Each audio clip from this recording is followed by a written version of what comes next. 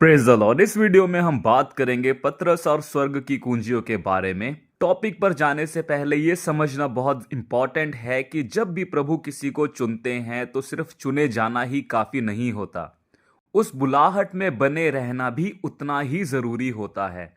Example के लिए आप मूसा और राजा शाऊल के बारे में पढ़ सकते हैं, जिन्हें प्रभु ने चुना पर वह उस बुलाहट पर खरे नहीं उतर पाए और एज अ रिजल्ट प्रभु ने राजा शाऊल को राजगद्दी से हटा दिया और मूसा को वादा किए हुए देश में प्रवेश नहीं करने दिया। अब पतरस पर वापस आते हैं। बहुत लोगों को लगता है कि मत्ती 16 का 18 में प्रभु यीशु मसीह पतरस को पत्थर कहते हैं। इसे समझने के लिए आप मेरे चैनल पर यह वीडियो देख सकते हैं जिसका टाइटल है पतरस पत्थर नहीं है। अब पढ़ते हैं मत्ती अध्याय 16 का 19। मैं तुझे स्वर्ग के राज्य की कुंजियां दूंगा, और जो कुछ तू पृथ्वी पर बांधेगा वह स्वर्ग में बंधेगा, और जो कुछ तू पृथ्वी पर खोलेगा वह स्वर्ग में खुलेगा। इस वचन को ध्यान से पढ़ेंगे तो लिखा है, मैं तुझे स्वर्ग के राज्य की कुंजियां दूंगा। अभी तक पतरस को वो कुंजियां दी नहीं गई हैं, अभी भी वे कुंजियां प्रभु यीशु मसीह के पास ही हैं। ये था प्रभु का पतरस को एक बड़े काम के लिए चुना जाना, बट पतरस इस जिम्मेदारी के लिए तैयार नहीं था, जो कि हम आगे वचनों में देखेंगे। पढ़ते हैं मत्ती अध्याय 16 21 से 23। उस समय से यीशु अपने चेलों को बताने लगा कि मुझे अवश्य है कि यरूशलेम को जाऊं और पुरनियों और महायाजकों और शास्त्रियों के हाथ से बहुत दुख उठाऊं और मारा डाला जाऊं और तीसरे दिन जी उठूं।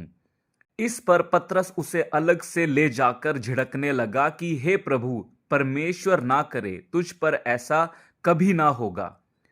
उसने फिर कर पतरस से कहा, हे शैतान, मेरे सामने से दूर हो, तू मेरे लिए ठोकर का कारण है, क्योंकि तू परमेश्वर की बातें नहीं पर मनुष्य की बातों पर मन लगाता है। तो जिस पतरस को प्रभु स्वर्ग की कुंजियां देने की बात कर रहे थे, उसी पतरस को प्रभु शैतान कहते हैं। तो ये था पहला इंसिडेंट। दूसरा इंसिडेंट है पतरस का प्रभु को 3 बार इनकार करना। पढ़ते हैं लूका अध्याय 22 55 से 62 तक। और जब वह आंगन में आग लगाकर सुलगाकर इकट्ठे बैठे तो पतरस भी उनके बीच में बैठ गया, और एक नारी उसे आग के उजियाले में बैठे देखकर और उसकी ओर ताककर कहने लगी, यह भी तो उनके साथ था। परंतु उसने यह कहकर इनकार किया कि हे नारी, मैं उसे नहीं जानता। थोड़ी देर बाद किसी और ने उसे देखकर कहा, तू भी तो उन्हीं में से है। पतरस ने कहा, हे मनुष्य, मैं नहीं हूं। कोई घंटे भर के बाद एक और मनुष्य दृढ़ता से कहने लगा, निश्चय यह भी तो उसके साथ था, क्योंकि यह गलीली है। पतरस ने कहा, हे मनुष्य, मैं नहीं जानता कि तू क्या कहता है। वह यह कह ही रहा था कि तुरंत मुर्ग ने बांग दी। तब प्रभु ने घूमकर पतरस की ओर देखा, और पतरस को प्रभु की वह बात याद आई जो उसने कही थी कि आज मुर्ग के बांग देने से पहले तू 3 बार मेरा इनकार करेगा। और वह बाहर निकलकर फूट फूट कर रोने लगा। अब बात करते हैं तीसरे इंसिडेंट की, जो है पतरस का अपने काम की तरफ ध्यान ना होना। पढ़ते हैं यूहन्ना अध्याय 21 18 से 22। अब यहां पर प्रभु यीशु मसीह पतरस को कहते हैं, मैं तुझसे सच सच कहता हूं, जब तू जवान था तो अपनी कमर बांधकर जहां चाहता था वहां फिरता था, परंतु जब तू बूढ़ा होगा तो अपने हाथ लंबे करेगा और दूसरा तेरी कमर बांधकर जहां तू ना चाहेगा वहां तुझे ले जाएगा।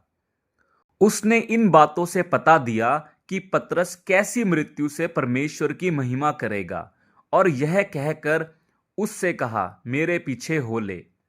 पतरस ने फिर कर उस चेले को पीछे आते देखा जिससे यीशु प्रेम रखता था, और जिसने भोजन के समय उसकी छाती की और झुककर पूछा, हे प्रभु, तेरा पकड़वाने वाला कौन है? उसे देखकर पतरस ने यीशु से कहा, हे प्रभु, इसका क्या हाल होगा?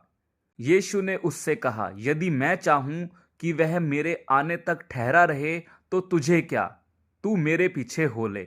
अब कॉन्टेक्स्ट में प्रभु यीशु मसीह पतरस को बताते हैं कि एक टाइम आएगा जब लोग तुम्हें बांधकर जहां वह चाहे वहां ले जाएंगे, और तभी पीछे जो है यूहन्ना आ रहा होता है। पतरस प्रभु यीशु मसीह से पूछते हैं कि यूहन्ना का क्या होगा।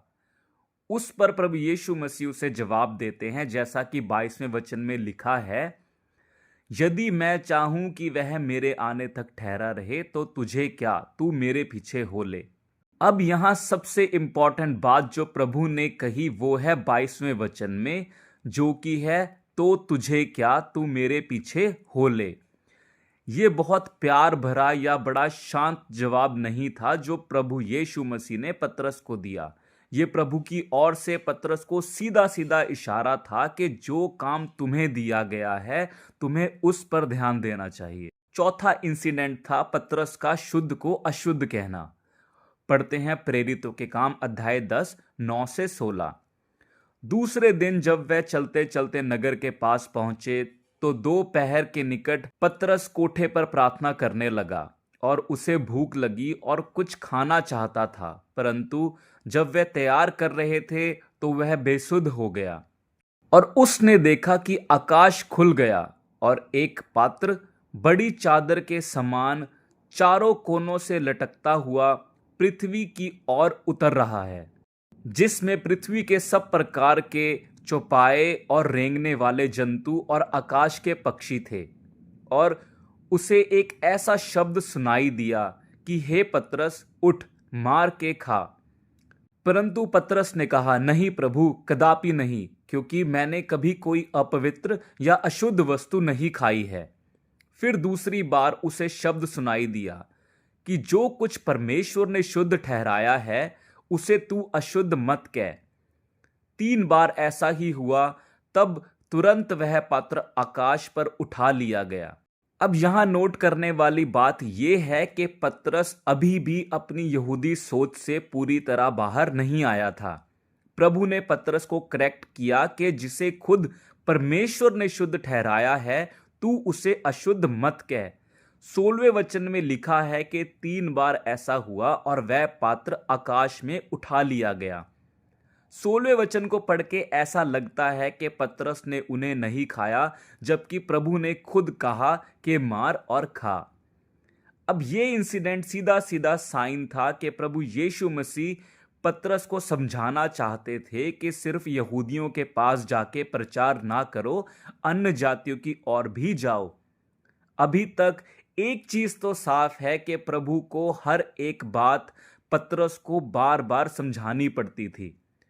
अब पतरस कॉर्नीलियस के घर जाता है और देखिए पतरस कॉर्नीलियस को क्या कहता है। पढ़ते हैं प्रेरितों के काम अध्याय 10 का 28। अब यहां पतरस कॉर्नीलियस को या उनके घराने को कहता है, उनसे कहा, तुम जानते हो कि अन्य जाति की संगति करना या उसके यहां जाना यहूदी के लिए अधर्म है, परंतु परमेश्वर ने मुझे बताया है कि किसी मनुष्य को अपवित्र या अशुद्ध ना कहूं। अब इस वचन के बारे में क्या सोचना है वो मैं आप पर छोड़ता हूं। क्या आपको लगता है कि पतरस को यह सब कहना चाहिए था? साफ है कि अभी भी पतरस ने बातों को अच्छे से नहीं समझा था। 5वां इंसिडेंट है, पतरस को प्रभु से ज्यादा इंसानों का डर था। पढ़ते हैं गलातियों की पुस्तक अध्याय 2 11 और 12। यहां संत पौलुस पतरस के बारे में बताते हैं, पर जब कैफा अंताकिया में आया तो मैंने उसके मुंह पर उसका सामना किया, क्योंकि वह दोषी ठहरा था। अब यहां संत पौलुस बताते हैं कि पतरस दोषी ठहरा था। अब किस कारण से दोषी ठहरा था वो पढ़ते हैं 12वें वचन में।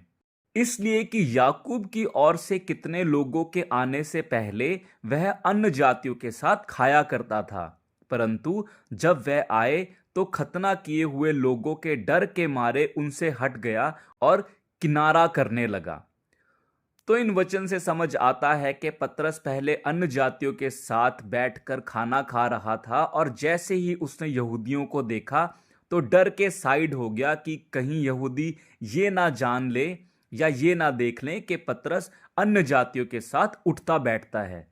अब अंत में अगर हम प्रकाशित वाक्य में देखें जहां सारे इंपॉर्टेंट इंसिडेंट लिखे हैं वहां पतरस के पास किसी भी कुंजी का जिक्र नहीं है। प्रकाशित वाक्य अध्याय 1:18 को पढ़ेंगे तो मृत्यु और अधोलोक की कुंजियां प्रभु यीशु मसीह के पास हैं। और प्रकाशित वाक्य अध्याय 3:7 को पढ़ेंगे तो दाऊद की कुंजियां भी प्रभु यीशु मसीह के पास हैं। स्वर्ग की कुंजियों का कोई भी जिक्र नहीं है। अब इन सब से यह कहना गलत होगा कि पतरस विश्वासी नहीं था या पतरस में कोई कमियां थी। पर साफ है कि पतरस एक बड़े काम के लिए तैयार नहीं था जिसके लिए प्रभु यीशु मसीह ने उसे चुना था। इसीलिए प्रभु यीशु मसीह को एक अलग पात्र संत पौलुस को चुनना पड़ा, जो कि परमेश्वर के लिए बड़े बड़े काम का एक पात्र ठहरा। आज का वीडियो यहीं तक था। अगर आप इंग्लिश में सुनना या इंग्लिश में पढ़ना पसंद करते हैं तो आप YouTube पर सर्च कर सकते हैं रॉबर्ट ब्रेकर। यह एक इवेंजलिस्ट हैं जो इंग्लिश में ही टीच करते हैं और डेफिनेटली आपको बाइबल की बहुत ज़्यादा अच्छी नॉलेज दे सकते हैं।